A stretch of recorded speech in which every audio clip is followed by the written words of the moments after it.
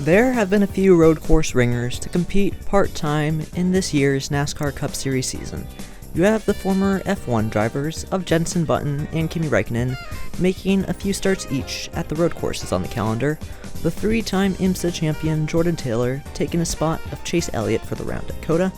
and probably the most recognizable at all, the Kiwi supercar driver Shane Van Gisbergen, who spectacularly took the win in his first ever NASCAR race at the Chicago Street Course. But there is one more driver, one not entirely unfamiliar with the series as the ones previously discussed, but still largely unknown by the majority of NASCAR fans due to his, let's just say, less than spectacular results in his history of the sport. This is the miserable NASCAR career of Andy Lally. Lally was born in 1974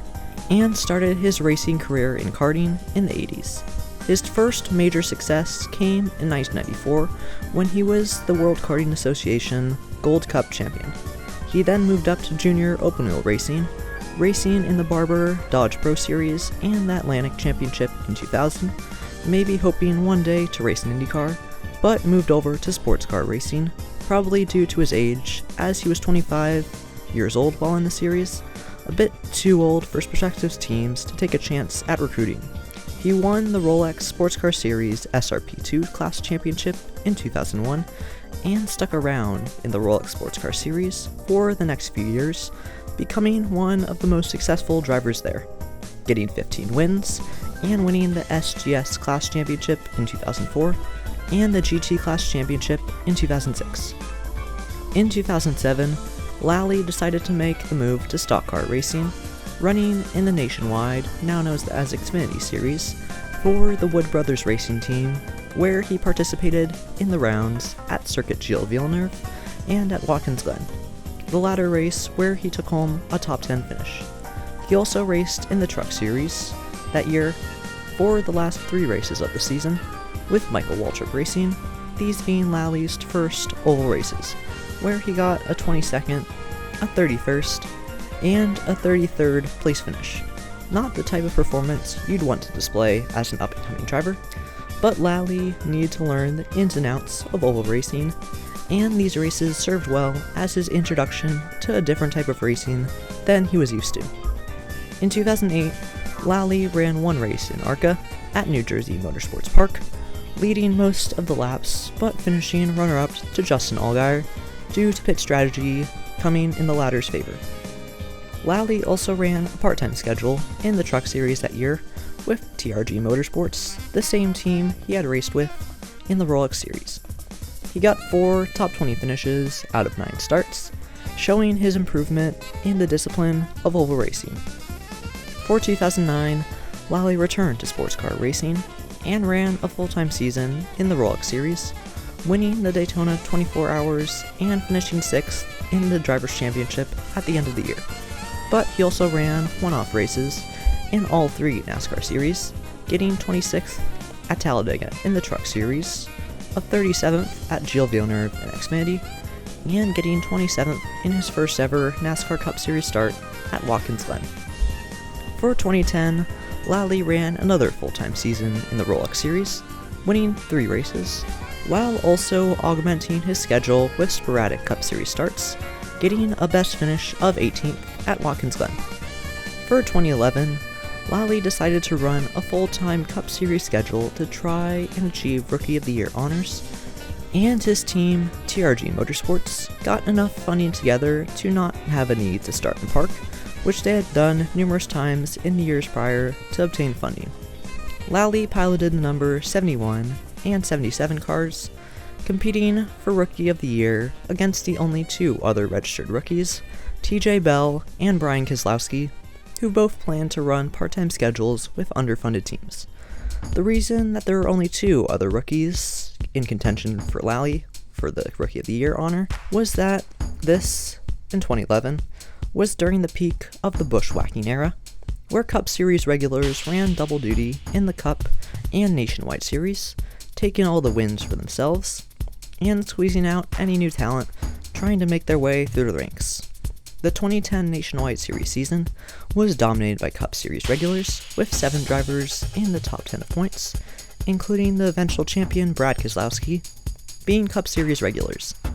NASCAR eventually came up with a rule to fix the madness, saying that drivers could only declare one series to score points in, meaning that Cup drivers could still compete in nationwide series races, but wouldn't be eligible for the championship, hopefully allowing the lower series up-and-coming drivers to show their talents, as the lower series was always intended to do,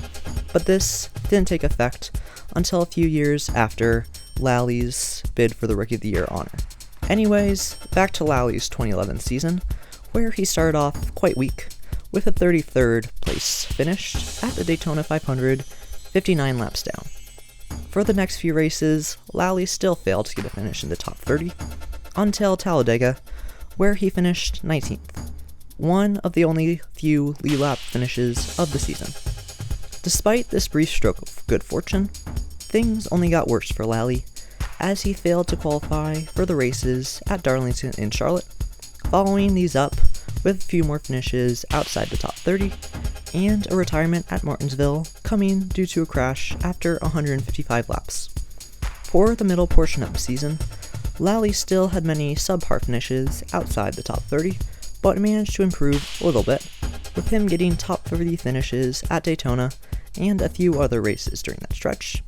and Lally managed to keep the car in the top 35 of owners' points, something that would help the team tremendously if he managed to keep it that way until the end of the season. Despite the improvement in performance during the summer, things started to degrade again in the fall, as Lally swapped crew chiefs, TRG changed manufacturers from Chevy to Ford, and Lally was bumped to TRG's second car, number 77, for a few races to make way for Hermie Sadler. Changes not helping the rookie still trying to learn the intricacies of stock car racing. A retirement at Kansas happened due to overheating, a retirement at Charlotte came 20 laps in due to brake issues, and a retirement in Talladega came 162 laps in due to a crash. Lally was absent from the next race at Martinsville, and after his last finish of the season at 29th at Texas, he failed to qualify the car at Phoenix, and so the team sacked him and brought in veteran Mike Bliss for the final race at Homestead to secure the 35th place finish in the owners' point standings. Despite the quite miserable performance and results of Lally's campaign, he was crowned the 2011 NASCAR Rookie of the Year due to the aforementioned lack of competition, with Brian Keselowski and TJ Bell running part-time and not making enough starts to qualify for Rookie of the Year, thus giving it to Lally by default.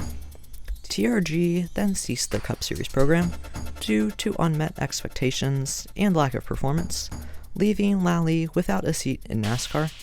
and due to lack of interest from many other teams despite him being Rookie of the Year, he got no more offers to continue in NASCAR, and so he then returned to sports car racing with the Magnus Racing Team, winning his first race back at the 2012 Daytona 24 Hours in the GT3 class. Lally stuck with the Rolex series into its rebranding to the IMSA series, racing in it full-time, still in GT3s, for the next few years, with him making his return to NASCAR in 2014 at the Xfinity Series, getting a 7th place finish at Road America, and made sporadic starts the next few years at select road course rounds. Lally made his return to the Cup Series in 2021, 10 years after his last starts as a road course ringer for Live Fast Motorsports at the Indianapolis road course, where he finished 39th, 40 laps down. For 2023, Lally has been a road course ringer for Rick Ware Racing in the 15 and 51 cars, where he has run all the road course races this year, but with typical Rick Ware performance, as his finishes have been around the tail end of the field. Lally will probably continue part-time in IMSA and NASCAR for the next few years, and despite him approaching his 50s, he shows no signs of slowing down, making his years of sports car racing experience well into the 20s. Aside from racing, Lally has stepped into the commentary booth for select races, mostly road course ones, and you should expect to see him there for the road course rounds next year as well. In conclusion, Lally is a phenomenal sports car driver, holding the record for the most wins in the GT class for American endurance racing, and also for the most podiums at the Daytona 24 Hours. But his NASCAR career wasn't as spectacular, with many subpar finishes leading to a more situationally earned Rookie of the Year award,